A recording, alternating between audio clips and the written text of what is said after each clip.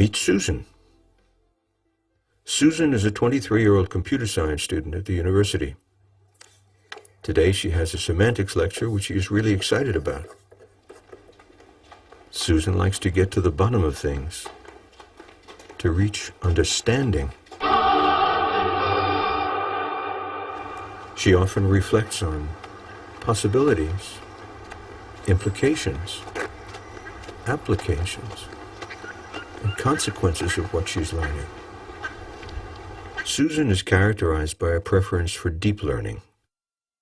She spontaneously uses higher cognitive processes. Faced with a curriculum, she basically teaches herself. In fact, we almost cannot prevent her from learning. But she is not our concern today. Robert, on the other hand, is. Now, where is Robert? Ah, there he is.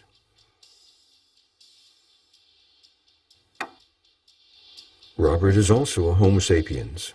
Same age, also a student of computer science, and also has the semantics lecture today. However, Robert is a different type of student. His goal is not to achieve understanding.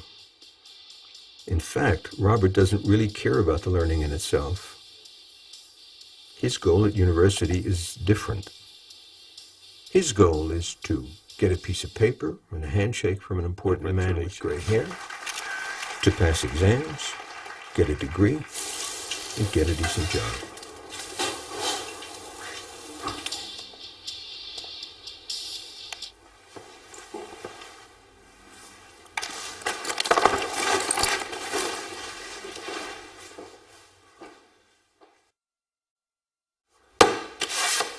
Robert is characterized by a preference for surface learning. He will only use higher cognitive processes if he really has to. He will cut any corner in achieving his goal with minimum effort. So I'm sure that you can all see that the familiar structure of a finite automaton can easily be interpreted as a labeled transition system where the configurations simply will be the states of the automaton. Let's have a look inside the auditorium to see how Susan and Robert are doing. Arrow, the transition relation, will Let's look a little closer. of the automaton. This is interesting. A bisimulation between two concurrent systems is a relation on the states, satisfying that for any two related states, if one system can perform an A action, the Now other let's system have a will look at perform an A Robert. action in such a way that the two systems end up What is the break? states belonging to the bisimulation. And we say that two systems are bisimilar if and only if there exists a bisimulation between the two systems. I just give you one example. If you think of a programming Here you might think that Robert is the only one to blame, possible values, that he's the only one responsible for his mediocre gain from the teaching. we can think of But Robert just has a different goal than Susan. instructions for describing He's merely responding to a system. constants. You have The statistics also carry an important message and suggest a different course of action. 20 or 30 years ago, there were mostly Susans at the universities. Nowadays, however, as student intake has increased dramatically, the Roberts now outnumber the Susans. This makes for a considerable problem which is important to tackle for any responsible modern society. But before we deal with it, Robert's learning that is, we need to take a look at the situation from a different perspective.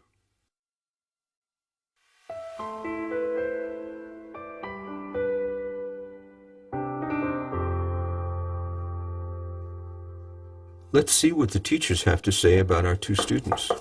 Yes, Excuse me, could you tell me about Susan, please? Susan. Yes, Susan is one of our good students. She always does well, not only in my own classes, but I know that she performs well in all classes.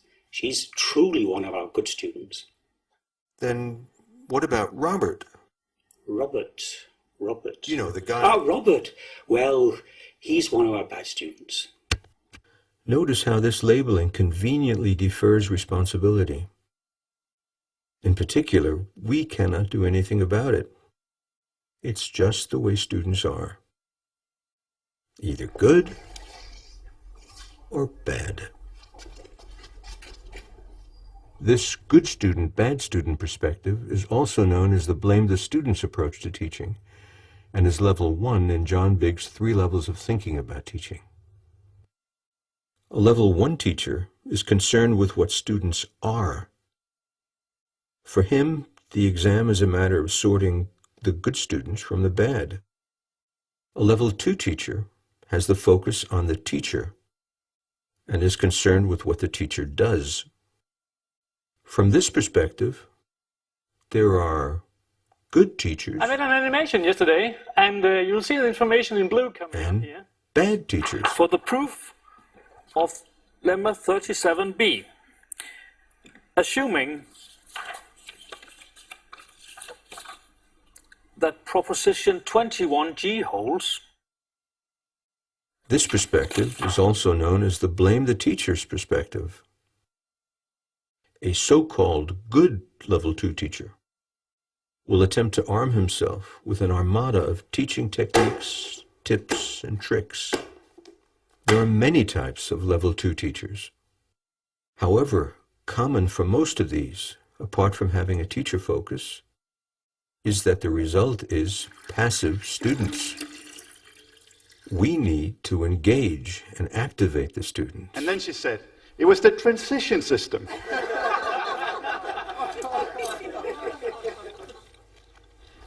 Great teacher. Man, that guy was good. Yeah, but I didn't really get the point about the indexes, and I wasn't too sure about the rest either, but yeah, great teacher. As clearly demonstrated by our entertainer teacher, activation itself is not enough. A teacher at the most advanced level, level 3, is particularly concerned with what a student does before, during, and after teaching. That is, he is particularly concerned with the product or the learning outcome of the teaching. But before we can go there, we need to understand understanding.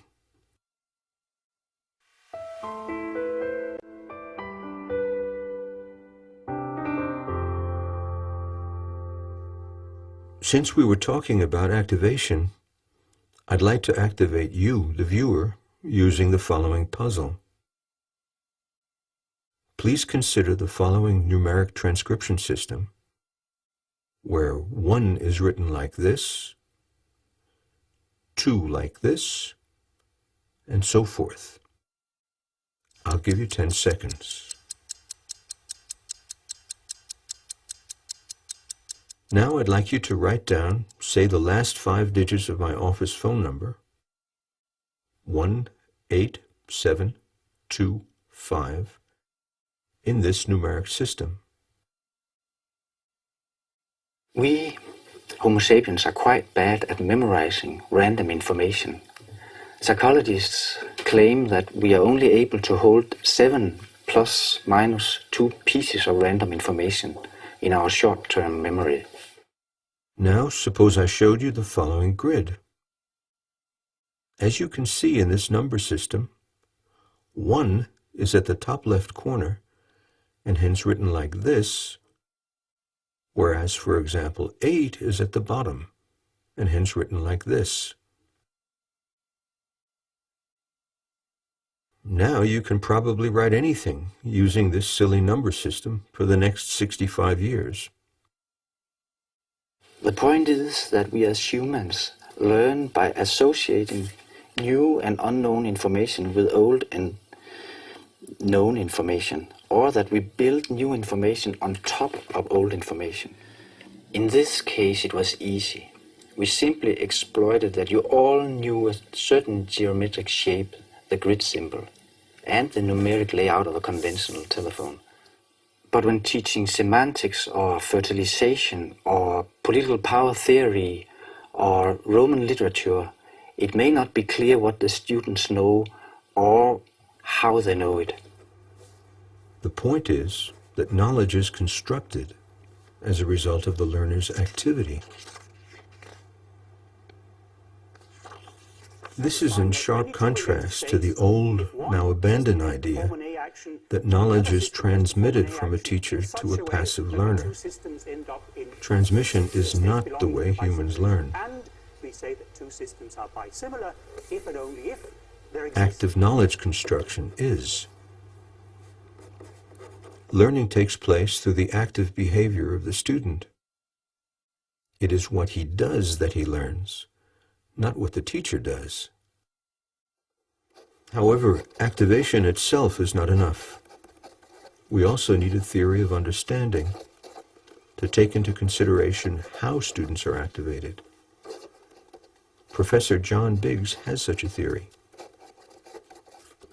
The SOLO taxonomy, short for structure of the observed learning outcome, distinguishes 5 levels according to the cognitive processes required to obtain them.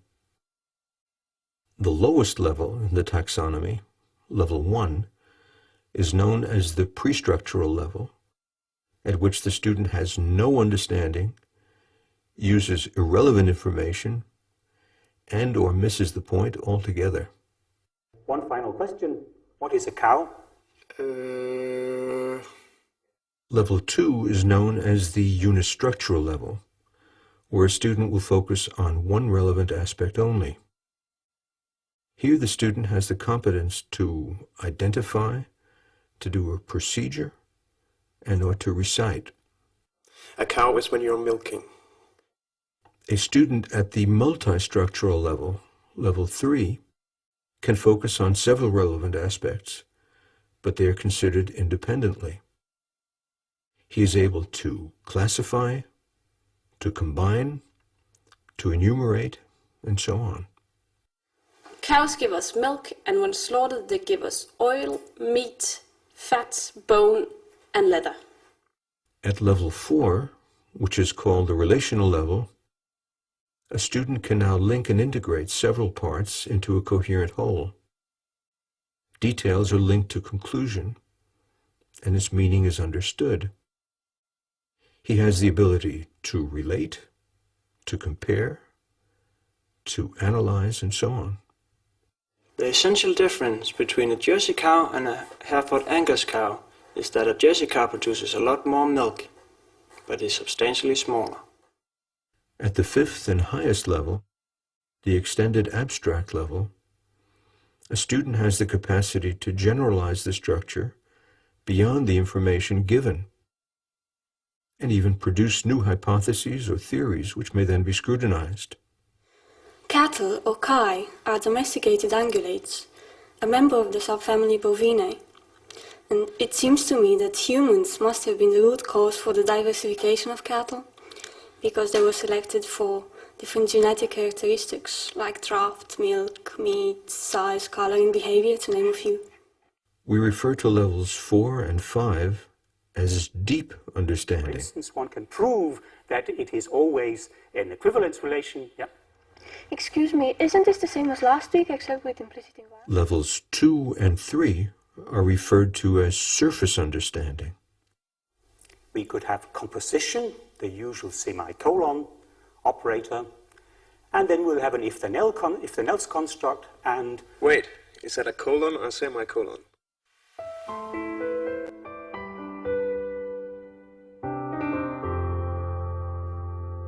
In this particular course... So the million-dollar question is, how do we get students to learn what we want them to? More precisely, how do we get a student's activity to match our intention as a teacher? The answer is constructive alignment.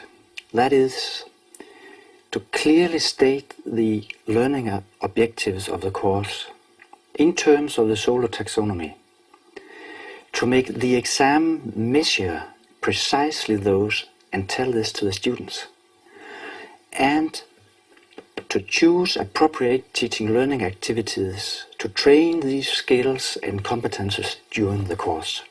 The constructive alignment theory was developed by Professor John BIGGS. Let's first have a look at an unaligned course. We have the teacher's intention, the student's activity, and the exam's assessment in play. The teacher has an intention. Let's suppose he wants the students to be able to explain, relate, prove, and apply. And now suppose the exam measures something else. For example, the ability to memorize and to describe. In this case, Robert will focus only on the skills required for the test, disregarding the teacher's intentions. This is called dealing with the test. Of course, you can extend with as many operations as you like. So, do we have to know about this for the exam? Okay, here's the thing. I know what they're asking, but I figure, and Jim also told me, that if I memorize the headlines and skip through the first chapters, I should be okay for the exam. Now let's have a look at an aligned course. Here the teacher has taken great care in making the exam explicitly conform to his intentions, so that the exam now measures the ability to explain, relate, prove, and apply. Here there is no shortcut for Robert. Whatever happens, he just ends up learning what the teacher is intending. So these are the course objectives, and also what you'll be expected to be able to do at the exam, and what my exam will measure. Furthermore, this is what we're going to reflect upon during the course, and what you'll be trained in doing during the entire course. A level 3 teacher has a student learning focus. This is the highest level in John BIGGS' 3 levels of thinking about teaching. So now I'd like to give you 3 minutes to prepare an argument for why this aspect is syntactic and not semantic. Now we are in a position to actually define good teaching. Exactly, yes. Good teaching is getting most students to use the higher level cognitive processes that the more academic students use spontaneously. Or you might say, teach so that Robert behaves like Susan. Which is just one shorter than E. Yeah, and then we prove it holds. Yes, that's how we do it. You did it.